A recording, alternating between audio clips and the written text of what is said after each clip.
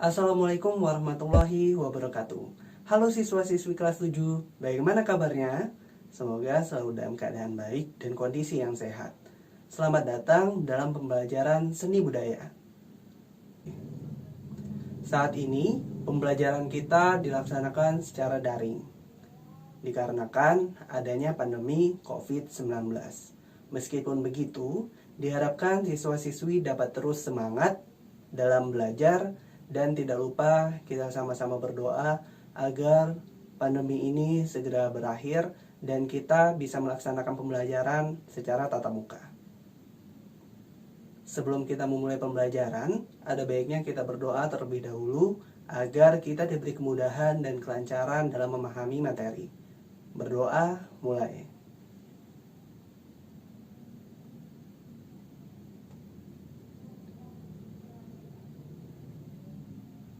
Berdoa, selesai.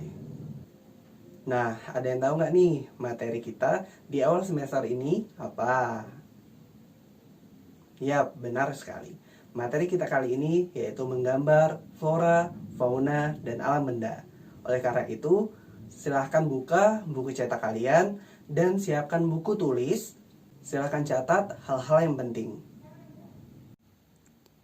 Sebelumnya, Bapak akan menjelaskan kompetensi dasar pada pembelajaran kita kali ini, yaitu 3.1 memahami unsur, prinsip, teknik, dan prosedur menggambar flora, fauna, dan alam benda.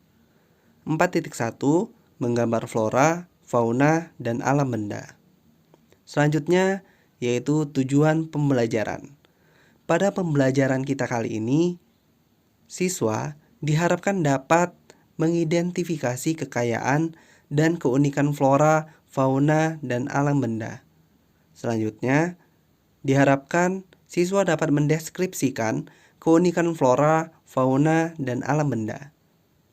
Selanjutnya, siswa diharapkan dapat mengekspresikan diri melalui gambar flora, fauna, dan alam benda.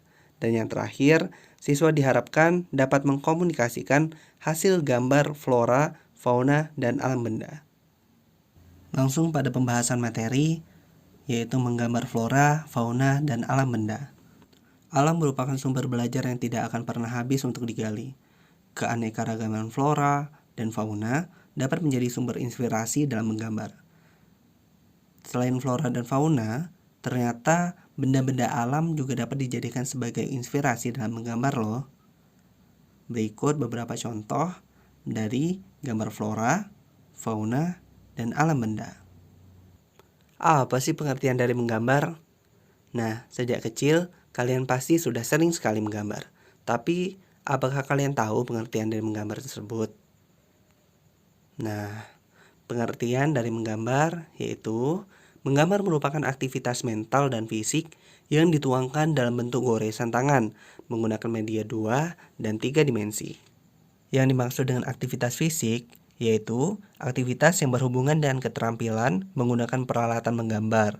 Sedangkan aktivitas mental itu yang berhubungan dengan rasa, karsa, dan daya cipta untuk memenuhi kebutuhan hidup. Gambar sudah dikenal masyarakat sejak zaman purba loh. Pada saat itu, gambar sering dihubungkan dengan aktivitas manusia dan roh leluhur yang dianggap memberi keberkahan dan perlindungan. Manusia dalam melakukan aktivitas menggambar memerlukan media, alat, serta bahan yang senantiasa berubah sesuai dengan perkembangan zaman. Jika pada zaman purba, manusia menggambar dengan menggunakan bahan yang tersedia di alam, maka pada zaman sekarang, peralatan menggambar telah diproduksi oleh pabrik. Nah, berikut ini adalah salah satu contoh gambar yang terletak pada dinding gua. Gambar ini merupakan karya yang dibuat oleh masyarakat pada zaman purba. Ayo, siapa di sini yang sudah pernah melihat gambar pada dinding gua secara langsung? Jika sudah ada, mari ceritakan pengalamanmu pada kolom komentar. Manusia melalui menggambar dapat menyampaikan gagasan, ide, serta simbol sebagai salah satu bentuk ekspresi. Jadi, menggambar merupakan salah satu sarana untuk mengekspresikan diri dan membantu seseorang dalam berkomunikasi. Selanjutnya, yaitu objek menggambar. Objek dalam menggambar itu ada 3. Yang pertama yaitu flora, fauna, dan alam benda. Keindahan flora, fauna, dan juga alam benda merupakan sumber inspirasi dan eksplorasi dalam menggambar. Komposisi dalam menggambar terdapat 2, yaitu simetris dan asimetris. Apa sih itu komposisi simetris? Komposisi simetris menunjukkan bahwa objek di bagian kanan bidang gambar sama atau mirip dengan objek di bagian kiri gambar. Sedangkan komposisi asimetris menunjukkan bahwa objek di bagian kanan bidang gambar tidak sama atau tidak mirip dengan objek di bagian kiri bidang gambar, tetapi terkesan menunjukkan keseimbangan. Bisa dipahami ya perbedaan antara komposisi simetris dan asimetris. Berikut gambar komposisi simetris dan komposisi asimetris.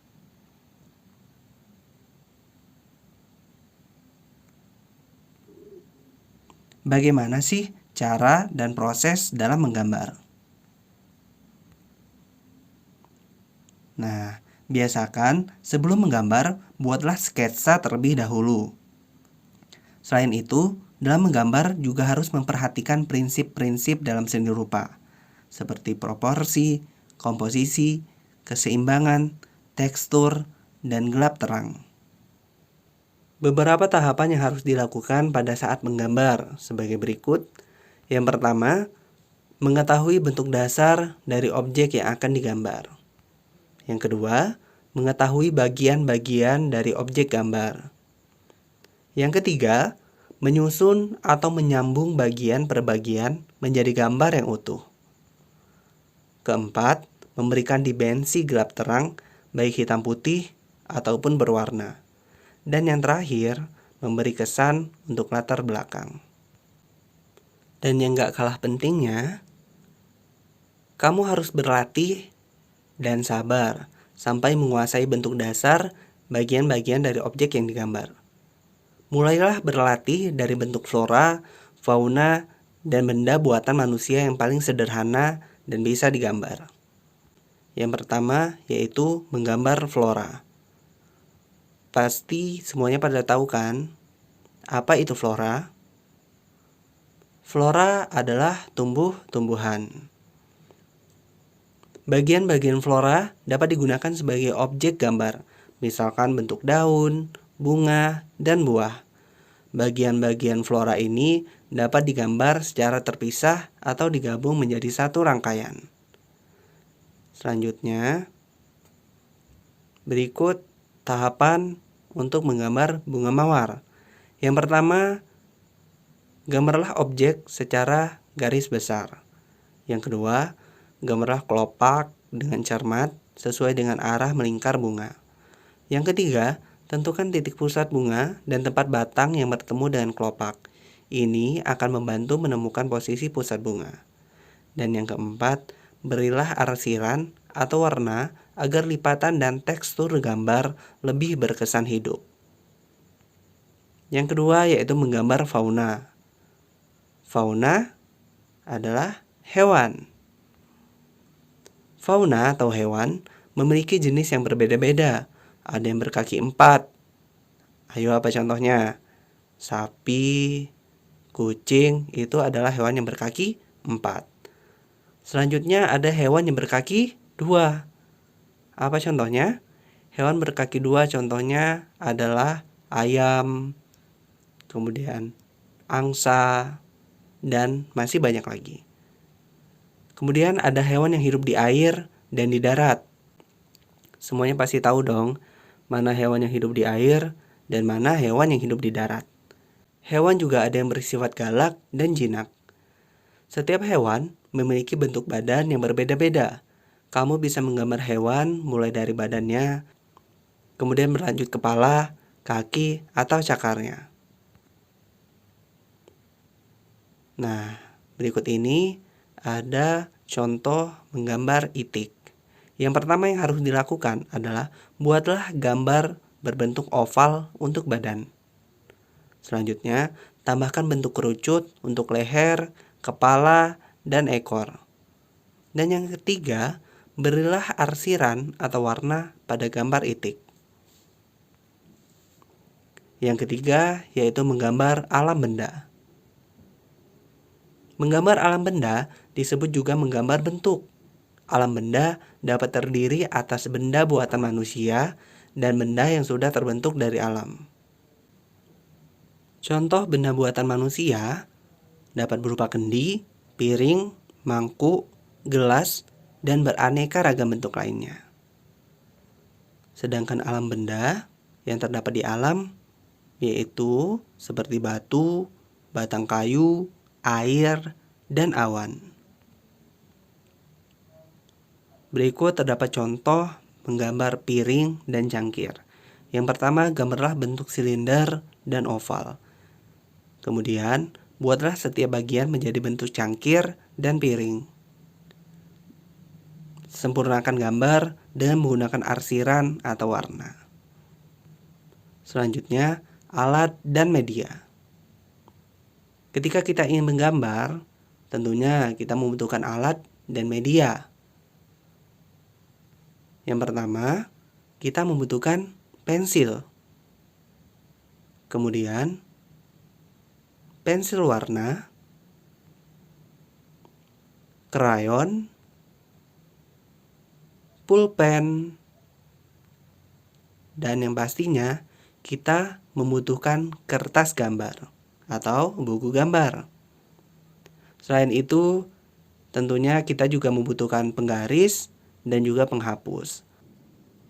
Demikian pembelajaran kita kali ini. Semoga apa yang telah dipelajari dapat bermanfaat dan dapat dipahami dengan baik. Mohon maaf jika ada kesalahan dan kekurangan dalam menyampaikan materi kali ini. Sampai jumpa di materi berikutnya. Wassalamualaikum warahmatullahi wabarakatuh. Sebelum video ini berakhir, saya ingin mengajak kita semua untuk melakukan adaptasi kebiasaan baru agar tetap produktif dan aman dari COVID-19. Di antaranya yaitu, jika sedang sakit, tetap di rumah saja. Selalu sedia hand sanitizer, selalu pakai masker, tetap menjaga jarak, sering cuci tangan pakai sabun dengan air yang mengalir. Setibanya di rumah, langsung mandi. Tidak bersalaman, gunakan uang elektronik, jaga jarak di kendaraan umum, balita dan lansia di rumah aja, keluar rumah jika memang keadaan sangat penting. Selalu jaga kesehatan diri dan lingkungan. Semoga pandemi ini segera berakhir dan kita bisa beraktivitas kembali normal.